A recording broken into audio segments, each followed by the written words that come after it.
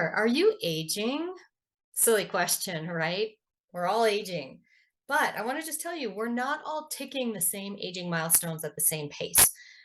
And there are some crazy simple things that you've either never thought about or never heard about that will help you slow the aging process by leaps and bounds. Sounds good, right? If we could just leap and bound, that'd be great. Hey there, Dory Danatel here. Welcome back to my channel. Now, on this topic about slowing down the aging process and what I'm going to be sharing in this video, I want you to know first, it doesn't matter what age you are. These work for any adult because, as you know, we're all aging all the time, right? Also, the lesser known secrets that I'm going to be opening up on today, I hope that you'll actually find are pretty enjoyable to do, and they literally will make your life more enjoyable in so many ways beyond just aging strong and aging well. All right, so you may be wondering, what are these? Okay, so the first is sleep. Now, I've done an entire video previously on how to improve your sleep habits, and that video will be linked in the description below, so you'll be able to find that. But in this video, I'm going to be touching on why high quality sleep matters when we want to slow aging down. And not only will I be speaking from experience, typically our sleep does worsen as we age. And since we're all aging, our sleep is probably worsening for all of us. So I don't know if it's about, more bouts of wakefulness for you or more nightly trips to the bathroom, or you're just sort of becoming a lighter sleeper where you're waking more easily. Research does show that we tend to lose our ability to kind of generate that deep, restorative, restful sleep of our younger years as we get older. Okay, in case you think that crappy sleep is just sort of a fact of life that is kind of just a nuisance rather than a root cause of aging and decline, I want to just let you know research shows us that just about every single disease that is killing us in later life actually has a causal link to a lack of sleep. Ouch, right? In fact, there are new studies that reveal that if you can improve your sleep, this will actually improve your health span. And you may be questioning, like, what the heck is a health span, Dory? I've spoken about health span before in another video, but I'll just touch on it here. Basically, it's the span of the years that you are alive where you are in relatively good health without chronic disease. Now, too often, we as a society, we focus on lifespan, right? Which has, by the way, increased astronomically, like astronomically. It used to be in the last 100 years, we've probably added almost 40 years to our lifetime. Right?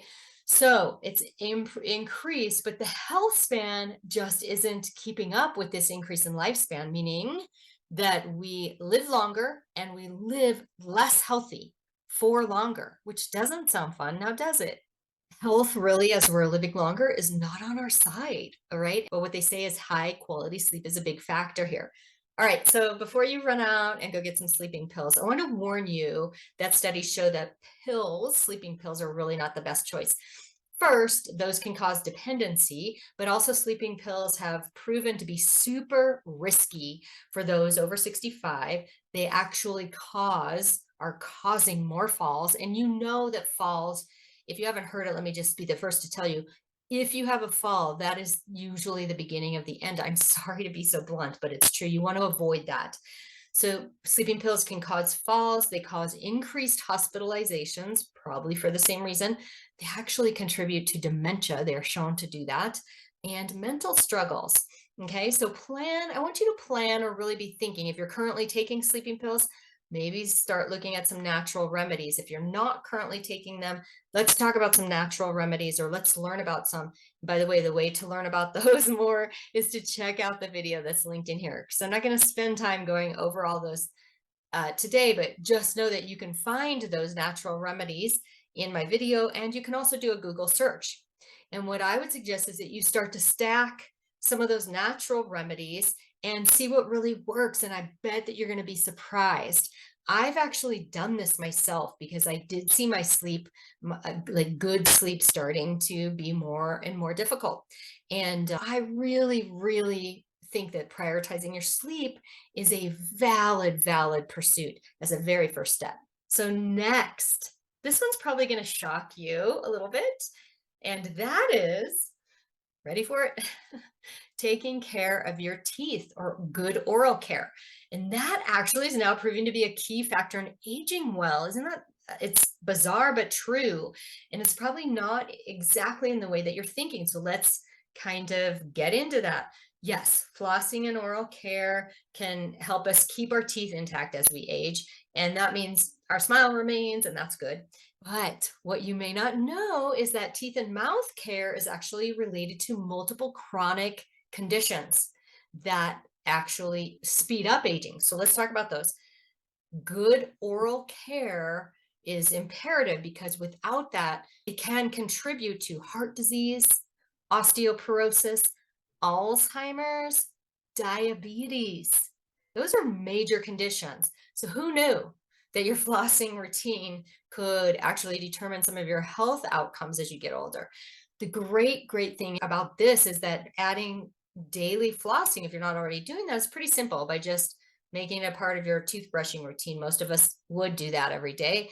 I don't know what you do. If you want to rubber band the floss thing to your toothbrush, I had somebody tell me a long time ago as a dental hygienist to put the floss in the shower, and that worked for me. So whatever it is, try and make sure that you're attending to your oral care. So speaking of care, let's talk about this next one, which is self-care. Now, I know that this is a really broad term where pretty much anything fits. So I'm going to actually focus on some key types of self-care that you want to make sure that you are managing so that you know that you're going to be aging strong, and they have to do with aging strong.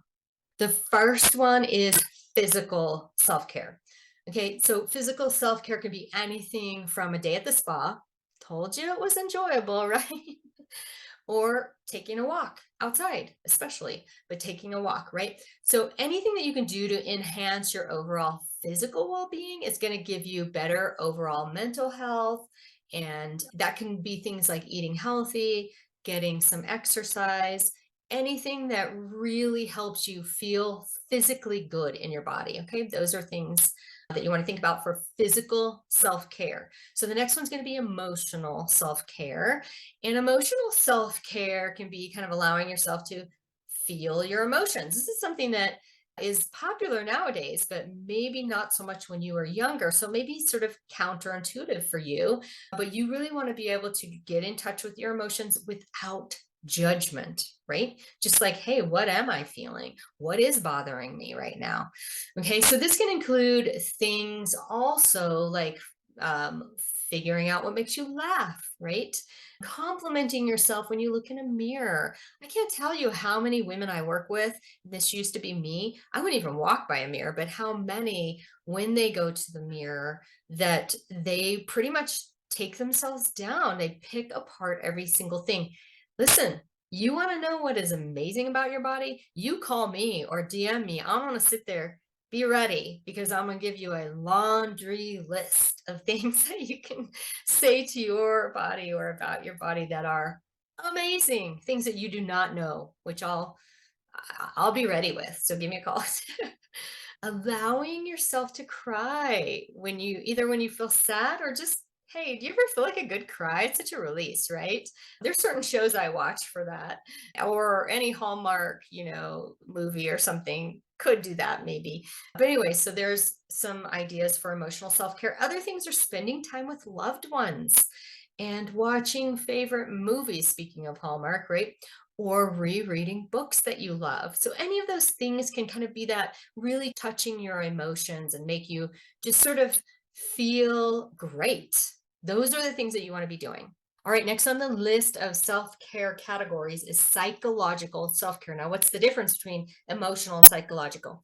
Listen, the psychological one is the most neglected area of self-care, really. We're looking for ways to improve our mood. So maybe you decide it's okay to say no to some of your common responsibilities. Like, how long have you said, oh, every Saturday I got to do my laundry? Like, okay, well, do you really, I mean, is there a way to not do that?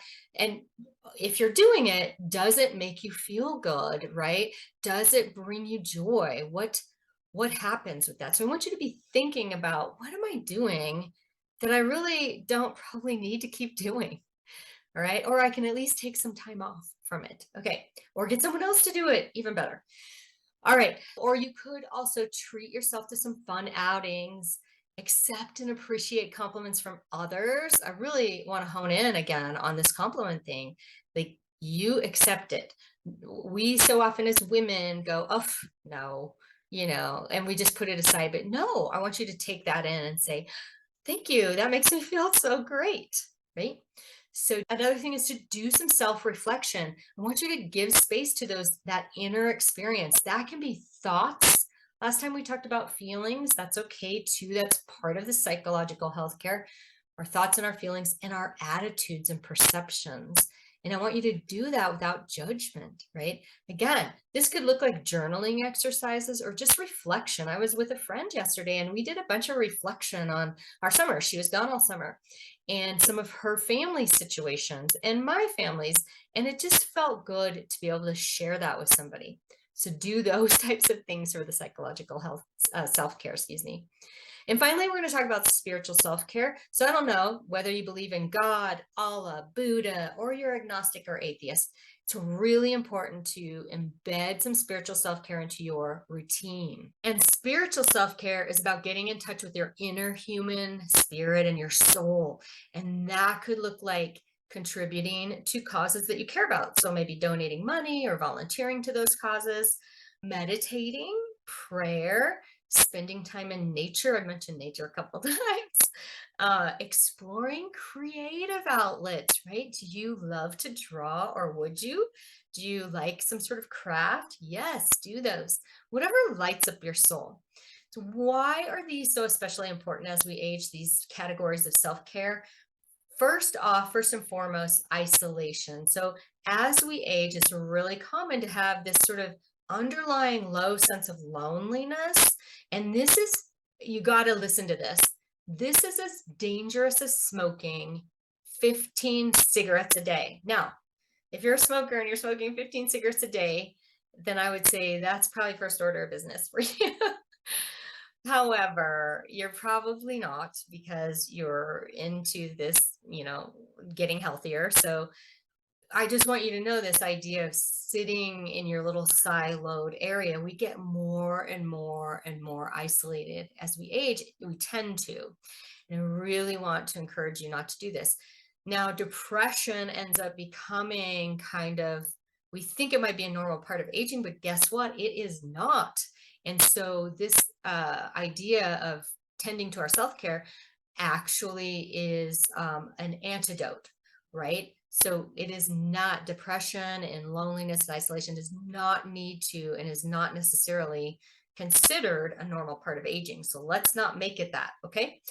So again, self-care in any one of these categories is the antidote for prioritizing our own needs and our well-being. All right, friends. So what can you do this week to add something that comforts you, that lights you up, that brings you joy, or just offers you a sense of wonder and awe and satisfaction? Anything that would bring those on is valid. Okay.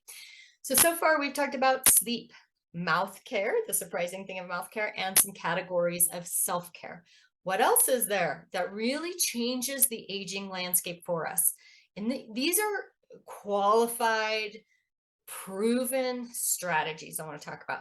The next thing is to build your personal network or your personal connections. And this one is huge. What we don't want to do is, keep isolating, holding up more and more and more in our house, whether we're languishing on the couch alone or with a loved one.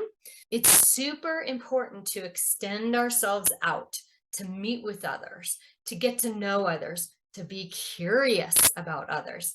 This is the time of life to really find your people and find your places. And listen, if you're not sure where to do this, I want you to look up meetup.com and put in any of the activities you want to get involved with. So if it's hiking, put it in there. You're going to find hiking groups that are nearby, most likely where you are. If you want to do crafts, if you want to learn a language, put that in there. You're going to find these. So meetup.com, that's a really great resource. Get yourself out there. Even if you're an introvert, my friend, even if you're an introvert, find a few friends with common interests or similar backgrounds and ensure that you are connecting with others. All right, last one. And listen up. This is specifically for you ladies because this next one we think is not ladylike. So I'm going to bust that open right now. Okay.